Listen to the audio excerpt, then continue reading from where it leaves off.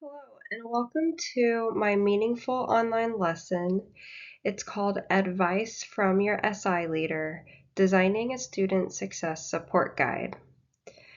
So I'm the manager of an SI program, and I've designed this lesson for SI leaders because many SI attendees face recurring academic challenges and they need support beyond the scheduled study sessions that they attend. So to address this lesson is a project-based lesson that will teach SI leaders how to create a student success support guide tailored to their attendees' academic needs. The learner group for this lesson are supplemental instruction leaders at a community college. SI leaders are student leaders who have been successful in courses, and then they are hired to now provide study sessions for those courses they were successful in.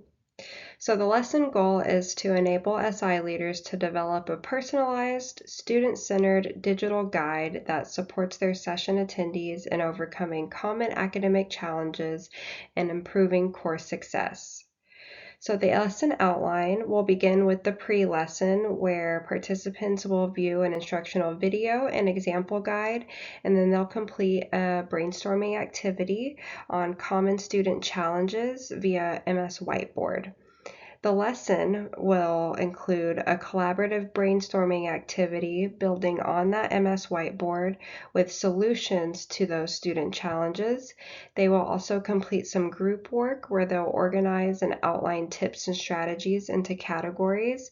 Then individually, they'll draft their guide and create a 5-minute video explanation of their guide. Post-lesson, they will get peer feedback. There will also be a discussion thread where they'll be required to respond to one peer, and they will make any final revisions and submit their guide. So these are the learning objectives for this lesson. The first one is participants will be able to identify at least 3 common academic challenges students face in their supported course using the collaborative digital whiteboard. The second one is participants will analyze and describe 5 or more strategies they have used to promote student success in their supported course through a structured brainstorming activity. The third one is participants will create a list of 5 or more practical tips or tools for student success in their course, organized by theme in a document by the end of the lesson. The fourth one is participants will demonstrate effective professional communication by submitting their student support guide and a 5-minute video explanation using clear language and appropriate tone. The fifth one is participants will design a student-centered digital guide using a tool such as Canva, incorporating personalized study strategies, motivational tips, and course-specific advice tailored to the SI attendees. The learning and technology resources will include Microsoft Teams, which is where all the materials will be housed.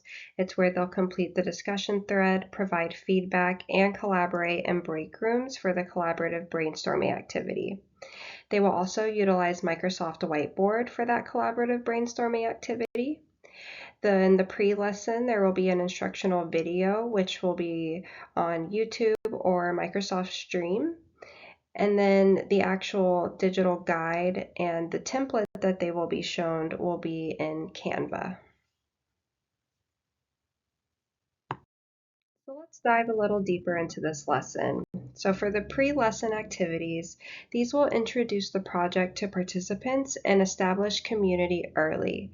This is all going to be done asynchronously, and participants will be grouped based on their discipline, and they'll continue to work in those groups during this synchronous online session. So early collaborative activities build relationships, they lower transactional distance, and they create a sense of belonging. So they're going to watch a short instructional video created by the instructor on how to use Canva to create an engaging digital resource. This will also be procedural scaffolding. Next, they'll review a sample student support guide that is created through Canva. And then they'll create a pre-lesson brainstorming activity. So the participants will create a list of common challenges students face in their courses and a collaborative Microsoft whiteboard based on their discipline and within their discipline group. Now for the lesson activities. So to foster learner-to-learner interaction, the lesson activities are going to be implemented synchronously in a Microsoft Teams meeting with breakout rooms. All of these activities are designed to enhance peer engagement, which will ultimately assist students in feeling connected and can create a dynamic sense of community. So first in the lesson, they're going to brainstorm how to overcome academic challenges. So they'll collaboratively brainstorm study tips and motivation strategies to overcome the challenges they listed in the pre-lesson activity. Next, they're going to start outlining the sections of their student support guide. So within their small groups, they're going to create themes for all of the strategies that they have brainstormed, and these will be the sections of their student support guide. And then finally, they're going to design their actual student support guide and record their own explanation video. So individually, they're going to actually design their guide in Canva, and then they'll create about a 5-minute video explaining their guide. Now for the post-lesson activities. So the students will reflect on their guides and receive peer and instructor feedback. Meaningful feedback clarifies understanding, it facilitates knowledge construction, and helps develop competencies. So they're going to utilize their reflection and feedback to finalize their student support guide that they'll actually use with students throughout the semester. So that video that they created in the lesson will be posted on Microsoft Teams, and participants will exchange feedback on their guide, and they'll be given a rubric with guiding questions to help with that feedback. They will also participate in a reflection discussion. So there will be a discussion that is posted in Microsoft Teams, and they will answer questions about different types of students, the use of the guide at key points in the semester, and the evolution of the guide throughout the semester. And they'll be required to respond to at least one peer. Then, based off of the feedback that they got from the instructor and their peers, they will finalize and upload their final support guide. So they'll revise it and then they'll upload it in a shared resource folder for others to view.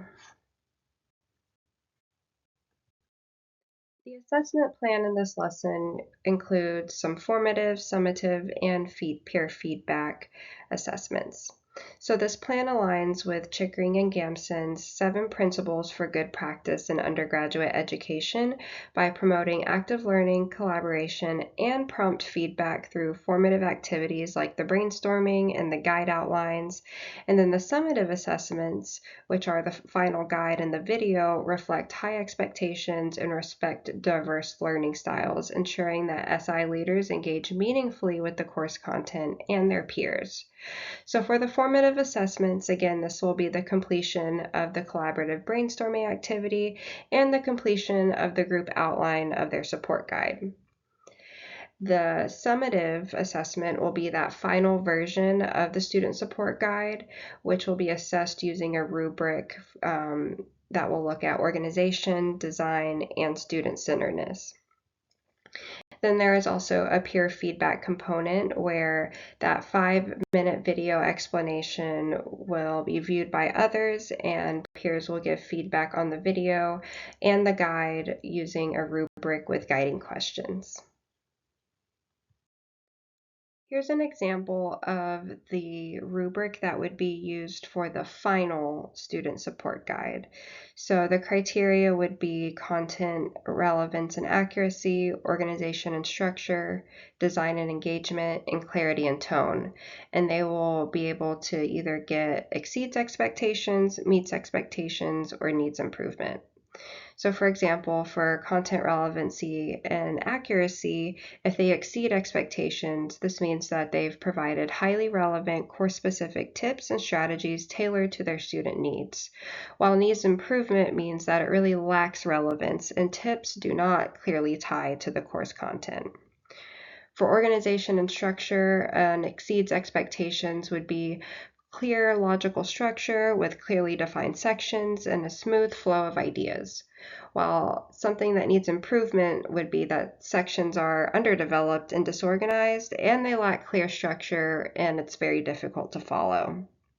For design and engagement, and exceeds expectations would be that it's visually appealing and uses appropriate features of the digital creation tools. So like they have nice colors, good icons and visuals, a nice smooth layout. While a needs improvement would be that the design choices were very poor, it looks cluttered, there's no visual appeal, and it's really hard to read. And last, for clarity and tone, and exceeds expectations would be that the language is clear, it's encouraging, it's professional, the tone is supportive and student-centered, while needs improvement is that there is an inconsistent tone that is maybe overly casual or overly formal, and that the language used is unclear or unprofessional and it's not student-centered. Last, these are all my references for this presentation. So thank you so much for watching and viewing, and I hope that you enjoyed learning about my meaningful online lesson.